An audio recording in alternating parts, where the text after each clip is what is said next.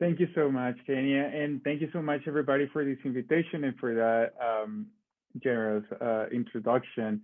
Um, I wanted to talk to you today about the project I've been working on for the past year. It's a data visualization platform, as you all know.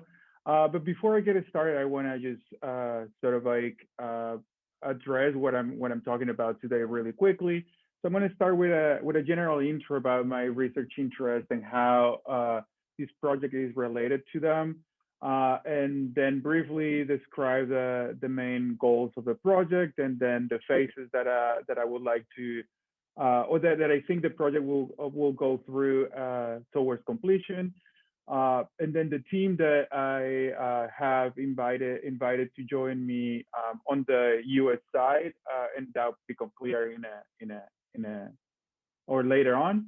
And then potential partnerships that I think will help us complete this project, the challenges we'll face, and finally, a very short teaching sample of what I would like to do with the students that take my class next semester.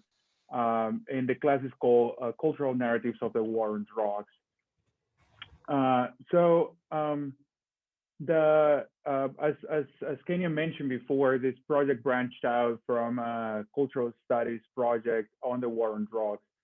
In my book project, the Pablo Escobar Mixtape, I followed the rise of the Colombian mobster as an icon in hip hop to analyze and compare the similarities in structural oppression as well as racial formations and hypermasculine subjectivities around the image of the narco in the global south. I studied these cultural productions about Escobar in relation to the neoliberal economic transformations that in the 80s caused the disruption of Black and Brown communities throughout the diaspora and the militarization of police, as well as the expansion of the carceral system that followed it. Um, the project aims to bridge the gap in the scholarship about the war on drugs, because most academic studies separate, for example, the harm caused by aerial spraying of glyphosate on coca fields in Colombia. And if you're not familiar with this, we can discuss it later in the Q&A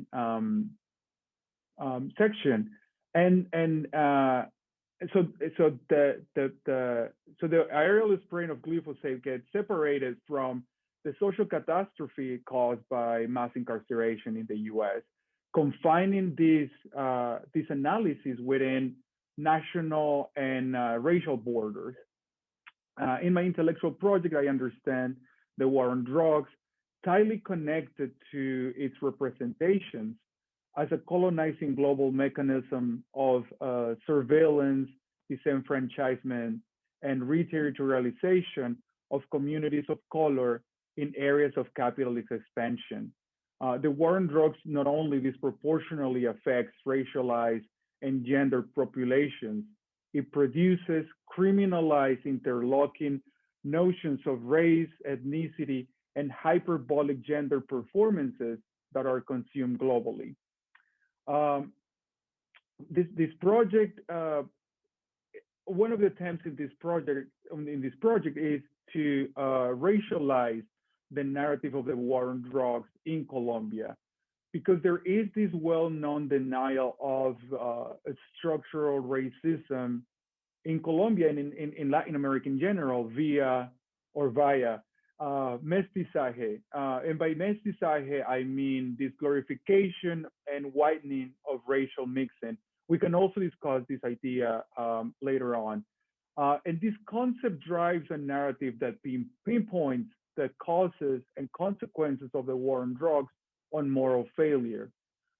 Even though sometimes class and region are counted as factors, the racial factor is largely omitted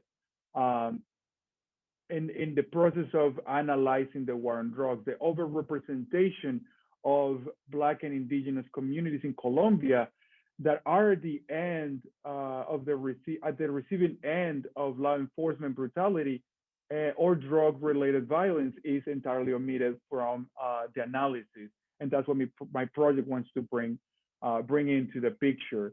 And finally, I think I'm aiming with my project, fostering solidarity. This project expands on the literature, on the connection that hip hop draws between the third world, using this concept as bell hooked as and Black America. And I expect narrating this common cultural history between our communities will help galvanize support from transnational communities in the diaspora to push for an end to the war on drugs. So all of these aspects of my research made me realize the need for data-driven proof that shows the impact of the war on drugs in the African diaspora, and the need for this data to be easily accessible and widely available. So as a main objective of the project, I have thought that this project should develop a digital humanities platform that visualizes the war on drugs data from two comparable cities from the year 2000 until the present. And these two cities are Atlanta, Georgia, in the United States, and the city of Cali in Colombia. And I'm going to discuss later on why I think these cities are ideal for the pilot of this project. And by presenting the commonalities on the populations affected by the war on drugs through this data, this project aims to support the efforts of advocates, organizers, researchers, policymakers, students, and general audiences that are aiming to end the war on drugs. So I'm gonna give a brief description of how the platform or how I envision the platform to look like. So as you can see in this diagram, it's split into two different tools. In the upper bracket, we see the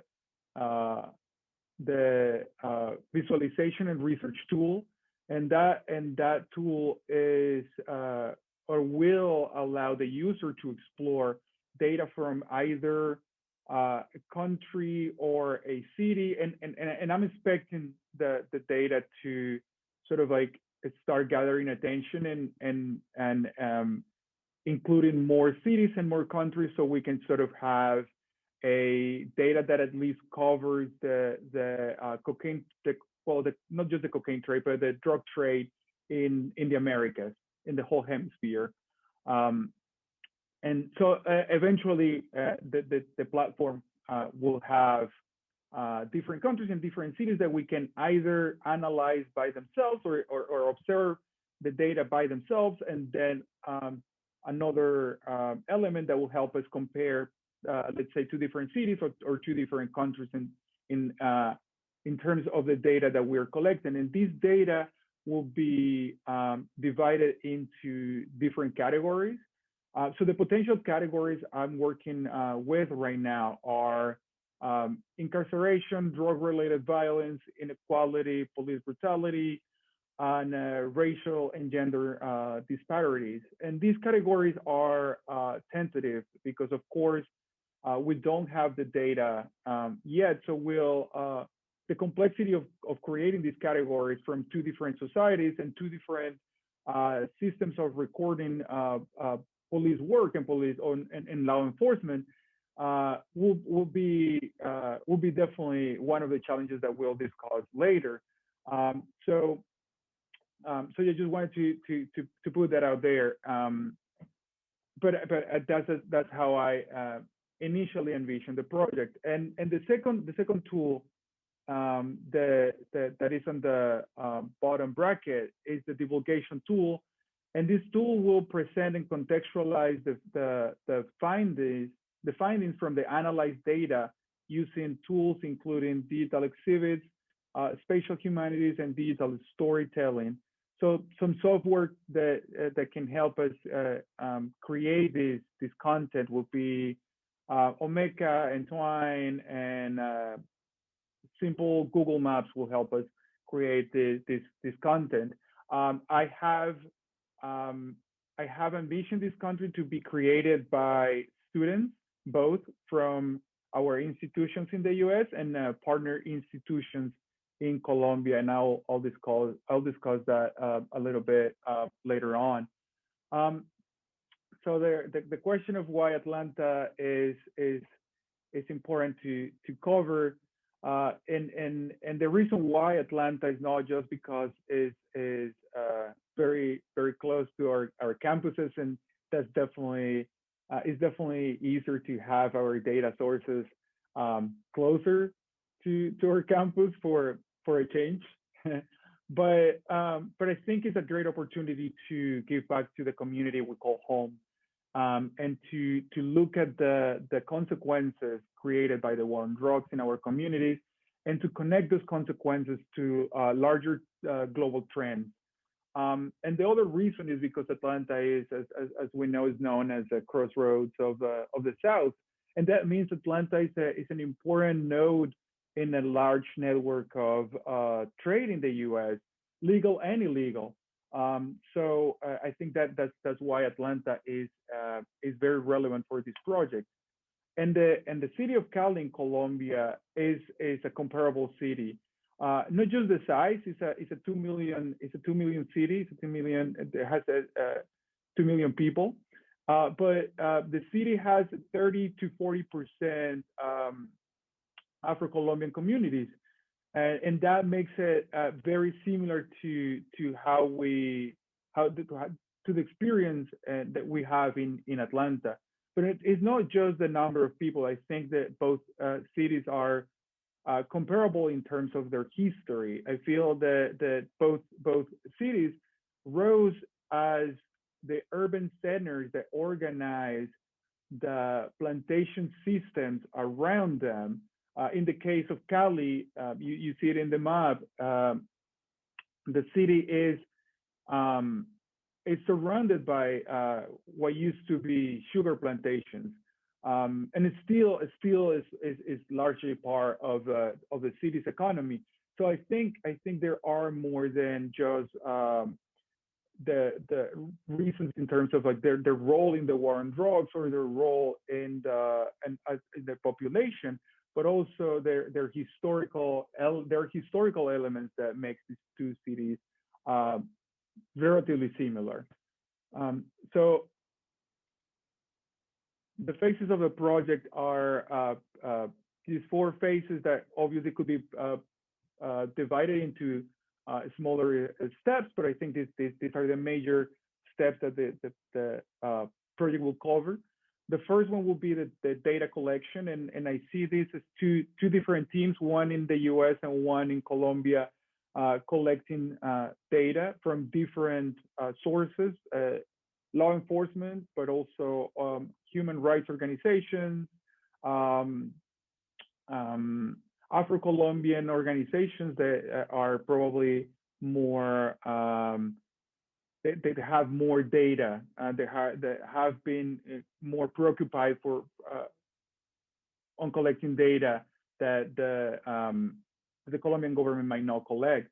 Then I envision these two teams getting together in some kind of retreat or conference in which we can analyze this data and we can share our experience in collecting the data and sort of like understanding how the data, what reality the data telling us about, and how these two realities from two different societies, comparable yet different, can be put side to side, and what categories we can use to compare them.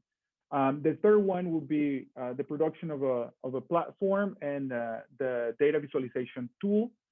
And the final part will be with faculty supervision, our students and students from our peer institutions in Colombia will create the education and divulgation content so that we don't just present the data as kind of like a raw reality, but in a larger context, in a storytelling manner that gives depth to the people in the communities affected by the war. The team that I have assembled to do the data collection in the U.S. is formed by myself and Dr.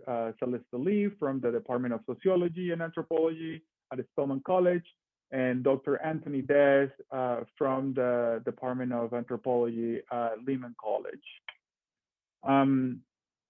So these are the potential partnerships that I have envisioned for the project. The main one is a partnership with Colombia's Museum of Memory. And I have been working with the director of the Digital Lab, Angel Erazo. They are interested in providing and creating the platform and creating the research tool and hosting the divulgation tools that will be created by our students, and maintaining this content long term. I think those aspects are really important for the project, but I think more important than that, personally, is very important that an institution like the Museum of Memory in Colombia recognizes that the war on drugs has disproportionately affected Black communities in Colombia, which it's starting to happen very slowly now, but it's still this will make a huge change in the narrative of the war on drugs so far. The second potential partnership is with the Drug Policy Alliance. I have approached Dr. Sheila Bakaria, who is the deputy director for the research and academic engagement. And they are very interested in the project. The educational component of the project is something that that is very attractive for them. And I think they are an important part of the project in terms of helping us connect with organizations on the ground that will help us give a larger and more accurate context of just the mere data of the war on drugs. They're really excited about the project. They're just waiting to see how they can collaborate. And the final potential partnership that I have envisioned is with the Center for Afro-Diasporic Studies. The center is housed by ICESI, which is a university, a well-known university in Cali, and Dr. Aurora Vergara Figueroa, who graduated from the U.S. and has been a scholar in the U.S. for many years, has returned to Colombia, and I think she will be an ideal partner for our project.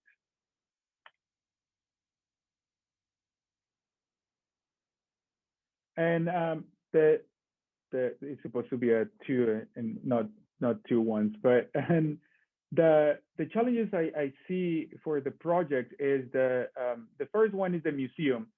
Even I just mentioned the museum as the most important potential ally. Is also a challenge because it's a highly politicized institution in Colombia, and right now the institution is being part of a very heated controversy about censorship. So there is a right-wing government right now in Colombia, and they name the leadership in the museum, and they have been really critical about some of the previous projects that the museum has carried out. And it's a long, complicated history, but they are trying to suppress some of the memory of the country. So on one hand, they could be a very important ally, and it will be very important for us also to support the staff in the museum that want to bring up these memories and bring up this information and this data about what the civil war in Colombia, the civil war that is intimately related to the war on drugs. And then on the other hand, the government that might be interested in not making this super public. So I'm still weighing the pros and cons regarding this part. And the other complication that I foresee is that the Colombian government does not record data on race. So you can think about it as, for example, France, who also refuses to collect data on race and claims that this is actually racist. So we can argue against these positions, but what I think will happen is that we'll go beyond the scope of the government data collection and the law enforcement agencies in Colombia, and rely more on other organizations and institutions to collect these data. And finally, just a little sample of what I would like to do with the students that will take my class next semester. This data that you see on screen is part of what the Atlanta Police Department, APD, releases weekly as part of transparency on arrest and police work and law enforcement. And from this data, the data has categories that honestly seem to be there to be confusing on purpose. But from this data, I extracted the data on arrests and run it through Tableau. I would like to enlarge this so you all can see it full screen. And this data shows different categories of arrests from the first 6 months of 2019 vis-a-vis the first 6 months of 2020. And now when we have the data organized visually, we can see different things. Like the main reason for arrest is a category that is not explained. It's called other part 2, and it seems that it brings together different small categories. Is what I gather from it. And the second one is arrest based on something called quality of life, which encompasses all the rest due to things like vagrancy laws and loitering, noise complaints, and unlawful assembly. So this category seems already racialized. But then going down, we see that the third and fourth place are due to traffic arrests and narcotics. So as we can see here, narcotics occupies a large portion of the arrests made by Atlanta police during the first 6 months of 2019 and 2020. It's around 2,000 arrests and in both years. So what I want with my students is not only that they have the experience of transforming this data, the collection of data online that is available online, and make it visible for and available for everybody to see, but also once we have the visualized data, what conclusions can we draw from it? So given all the literature that at this point this is going to happen at the end of the semester, given all the literature and cultural productions and the non-fiction that they have read about the war on drugs, what can they gather from the visualized data that we'll put together in our class? I expect to be surprised by their conclusions, and excuse me, and I'm looking forward to them. So with that, I will stop here so we can start a discussion and questions and comments about the project. Thank you so much.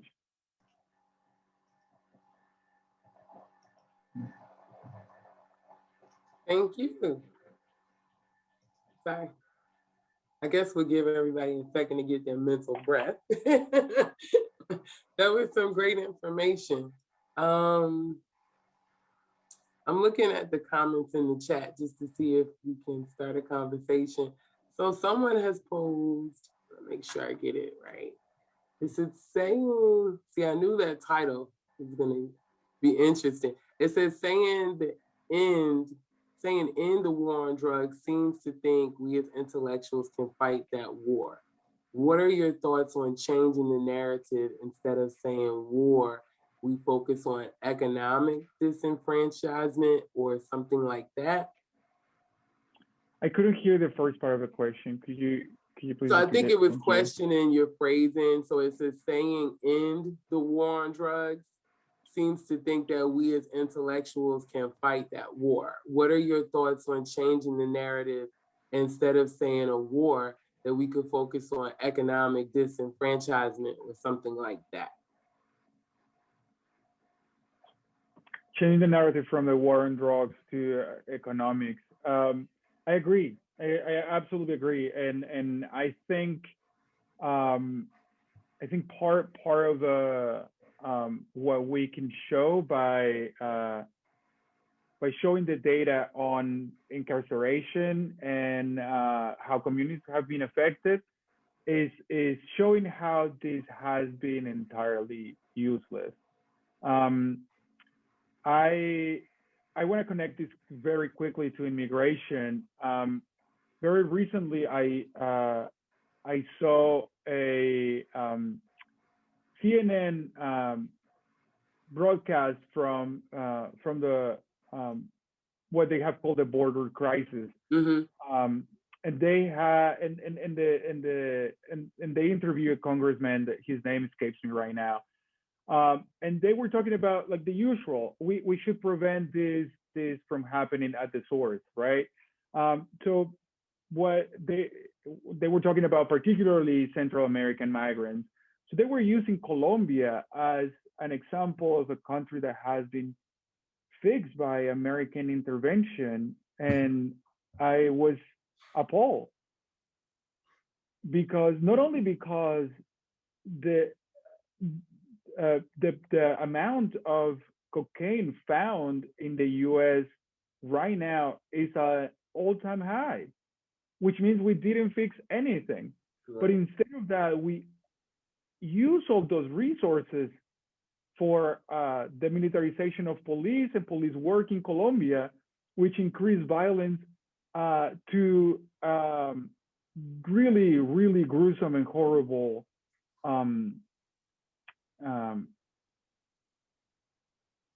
scenarios. So what I think is happening here is that we are still locked into this narrative of militarization, and definitely we need to switch to a contextualization of the quote unquote war on drugs problem. So I absolutely agree, and I think part of what we need to prove with this, or what we need to show with this, is that the war on drugs is affecting populations and communities of disenfranchised communities of color, and that is not reducing any sort of influx of controlled substances into the country. Thank you.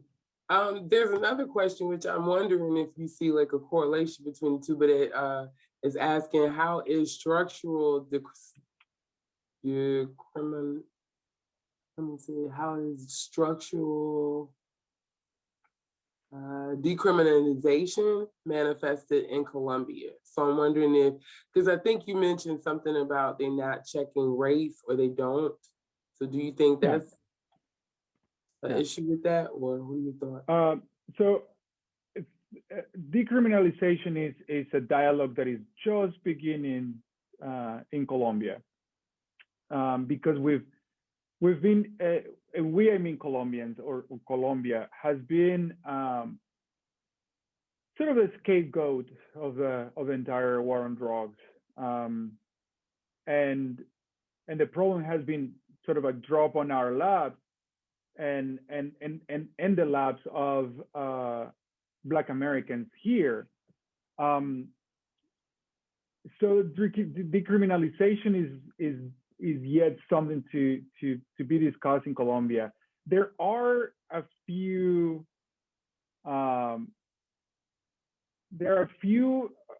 amounts of substances that can be legally carried by people in Colombia. So we call it personal doses. So those arrests, we don't have people arrested based on those charges. That's not to say that still police don't get to harass people who they happen to find with a gram here and there of marijuana or cocaine or whatever. So police harassment definitely still exists. It's focused on communities of color. But most insidious than that is the violence that it produces. Right now, in part of the map that maybe I can scroll back to it. Let me see if I can do it really quickly. So the map shows the map where I located Cali. Shows I also have located the port of Buenaventura right here on the Pacific coast, which is the biggest port of Colombia for both, again, legal and illegal commodities. They are coming in and out for this port. So as everywhere where controlled substances are carried through, this is a source of violence. The communities that live in Buenaventura have been terrorized by both drug-related violence between different groups that are fighting for the control of this port, so they are the only ones who get to transport or ship out of the country shipments of cocaine, but also from law enforcement. So not only they are victims of we can call it gangs, or they're more like small armies that fight for the control of these territories, but also when the Colombian government interfere with police or the national army, the violence increases even more. So these populations are constantly affected by the drug-related violence. And if half of Cali is Afro-Colombian, almost 90% of Buenaventura is Afro-Colombian. So this violence is definitely located in places that are inhabited by Afro-Colombian communities. And I'm not counting the southern part of the country down below Cali, where most of the people who grow coca are Afro-Colombian communities or indigenous communities, and they get affected by something like aerial spraying of a chemical called glyphosate. You might be familiar with Roundup, and it's the same component as Roundup. And I don't know if you'll recall that almost a year ago, someone sued and won against Monsanto for because this chemical produces cancer. So mind you, this chemical might produce cancer when you apply it directly on the ground with one of the spraying systems that the Roundup has. this is dropped on people's lands and houses and schools and water sources from planes. So the populations around this area have developed cancer and other conditions due to the aerial spread of glyphosate. So the goal of this project is to make that those consequences visible and make them visible in terms of race, which is something that has been hidden in the Colombian narrative. Thank you. You lining yourself up. So thank you so much for answering these questions, which we have some great questions within the chat. Another one is saying, thank you for this compelling presentation and the research that you have. And have you envisioned what possible collaborations you may have between the Colombian and US scholars with the students? And if you could possibly share some of those. That sounds really engaging.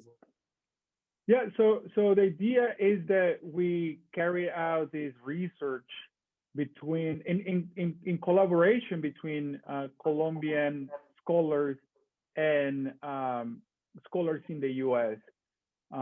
So as I mentioned before, it will be, is the goal of this project that our students join our team, our research team, and our students produce some of the content that ideally, if the partnership with the museum is convenient for everybody. My dream is that our students' productions and our students' content is displayed at the museum, not only housed by the museum on their website, but is displayed in the museum. The actual building of the museum is under construction right now. So it's a dream of mine to have our students' collaborations to be displayed at the museum. And again, the idea is that we can sit down with scholars from Colombia and sort of like share our common experiences and our knowledge and our perspectives of the war on drugs, and create a frame to compare these two experiences that normally don't get to be told together. So we narrate the war on drugs in the U.S. and something that like everybody probably something that opened my eyes was the New Jim Crow, definitely. And I focused when I was reading the New Jim Crow. I remember a part when I forgot her name. Can someone help me with the name of the author? Michelle Alexander is right there. So when Michelle Alexander is talking about how important it is for the Black American community to have knowledge and research about this, but she acknowledges that this goes beyond the national borders of the U.S. And she mentions how brutal is the war on drugs abroad, but obviously because of the scope of her research, she's focusing on what is happening in terms of the incarceration in the U.S. But when I saw that gap, I realized the need for other scholars to start intervening and bringing those two realities together. That's great. We got some participation points for that one, right? Another good question is, do you feel like there'll be any pushback from Atlanta being used in comparison to the country in Colombia? You feel like there may be some reservations around that, or? Pushback, I would like to, I'm not sure I understand. Pushback, I think that I think that there is always pushback when the system that describes or rationalizes these issues based on individual decisions or the legal action of law enforcement. Um, there's always a pushback when we show the racial component of all of these problems. I think there will be a pushback. I'm expecting more of a pushback in Colombia, where these ideas are uh, relatively new. I think that in the U.S. we have a large bibliography already on the relationship between the war on drugs and race. So I expect less of a pushback, but there is always a possibility. Okay. And another question is around racial inequality and disparities become hidden in spaces where racial identity or racial data, I'm sorry, is not collected or recorded. What kinds of strategies do you envision using in Cali, Colombia to extract the racialized experiences within the war on drugs? That is the big question of the study. I don't want to do it alone, and that's why I think a team in Colombia and a team in the U.S. will help me figure this out. But my hypothesis is that we are going to deal with spaces that are already racialized. So there are communities in Cali that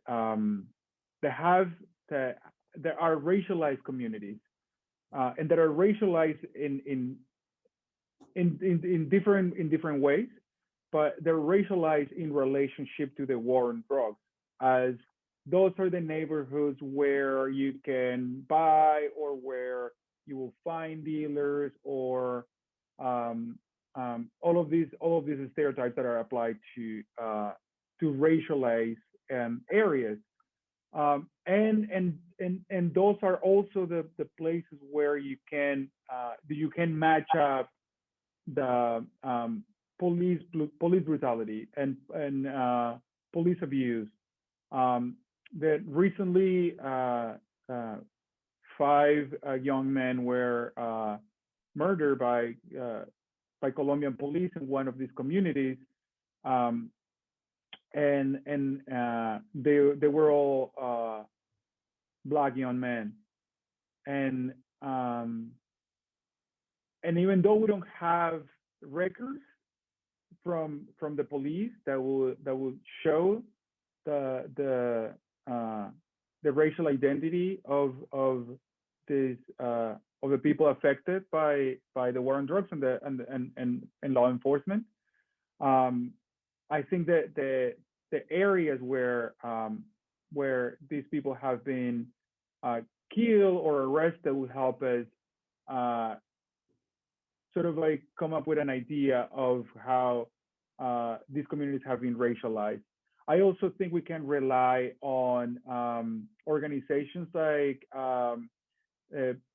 I'm gonna say the name in Spanish. Proceso de Comunidades Negras is the PCN, and is the biggest Afro-Colombian organization, and they have played a very important role in calling attention towards the racial disparity in law enforcement in Colombia.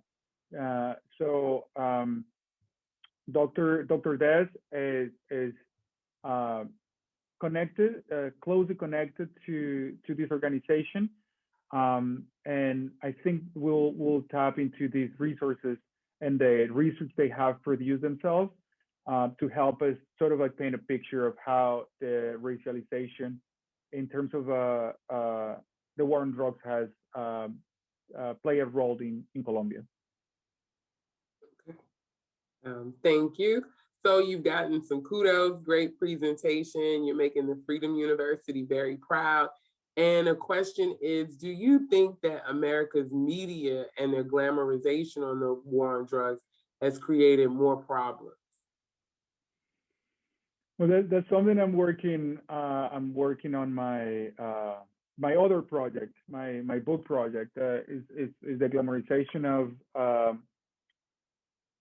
not just drugs in general, but more like drug business. Um, and this is very controversial. My take on this is very controversial because I I am absolutely sure that the only way that we can bring peace to the um, African American communities affected by the war on drugs and the Colombian communities affected by the war on drugs is by legalization, decriminalization, more than legalization, decriminalization, and decriminalization of all, and regulation of all substances, which I know is super controversial. I know many colleagues feel very concerned about this idea. But for as long as this trade remains illegal, there will be violence, and there is no way out. So I think that the glorification and glamorization of the drug trade has more to do with neoliberalism, with the glorification and glamorization of neoliberal violence, rather than just the drug trade. But on the other hand, I'm absolutely sure that while we maintain a ban on these controlled substances in the U.S. and other countries, the demand is not going to stop, and the supply will continue. So, and the violence will follow. So, in my academic interest and aims is I have always in mind the deregulation and regulation and decriminalization of banned substances. That is interesting and controversial, but I hear what you mean about like getting to the root of it. So we've got a few more minutes. I didn't know if anyone else had any other questions or let's see here. Countries like Portugal, let me see, I'm trying to open this up, have decriminalized drugs. How do you interpret their results, or can you share your thoughts on that? Mm-hmm. This is part, like, kind of like this goes a little bit beyond the scope of my research, but I'm familiar with countries like Portugal, and I'm looking forward to the experiences that decriminalization and regulation would show in the U.S. And there was recently a state that Oregon, if I'm not wrong, decriminalized all substances very recently. I'm looking forward to see what happens in that experiment. And the project of pushing forward for the decriminalization and regulations, the regulation of substances depends a lot on what happens there. I think that what we can learn from Portugal is that this is an issue of public health. We're not talking about depression and economic hardships and trauma and all of the factors that that create addiction. Addiction goes a little bit beyond my expertise, so I'm very cautious talking about it. But we'll have to tackle addiction rather than criminalize and rather than punish people that are already going through a disease, because addiction is a disease. So the case of Portugal has shown that investing the money we use in militarism and divert that money towards public health really helps people get out of addiction.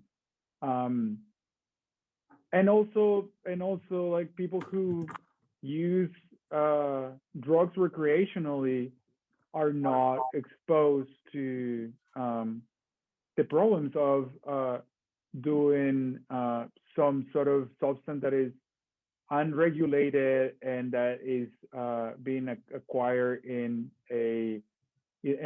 through an illegal market.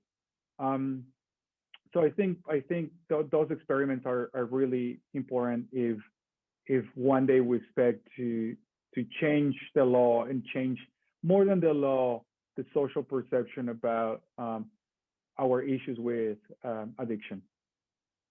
Okay. And so as we're wrapping up, I wanted to know if you had any final comments or thoughts. One last question, which may be a great way to kind of wrap it up, is how do you see teaching data analysis to students that may not have like strong math skills or computer skills? Or do you feel like we need to teach statistics to them before we begin to introduce some of these things? Well, I'm right there with them.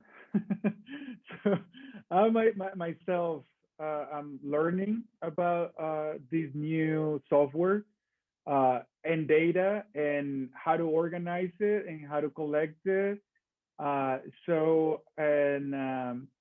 I'm going to be a student teacher as they will be. So, and I think this also opens the space for collaborations between professors from the humanities and professors from computer sciences and other disciplines that have more knowledge about this new software and how to use data, etc. So I think it's definitely and the war on drugs in general is a great topic for interdisciplinarity. We need local scholars, etc. Yeah, I agree with you on the collaboration. Did you have any other final thoughts? I definitely thank you for sparing some time with us to share with us. I'm interested in seeing what your outcomes are from your research. I'll be looking. Thank you. Yeah. Did you have any final thoughts or anything, or any other comments? I think I've covered what I wanted to say. Just want to thank everybody for the opportunity. Well, thank you so much. We truly appreciate the presentation and the information, and we look forward to some possible collaboration. So did my colleagues, Dr. Ross, Dr. Hung, did you all have anything you wanted to share or close us out with? I thank you both for working with me with this.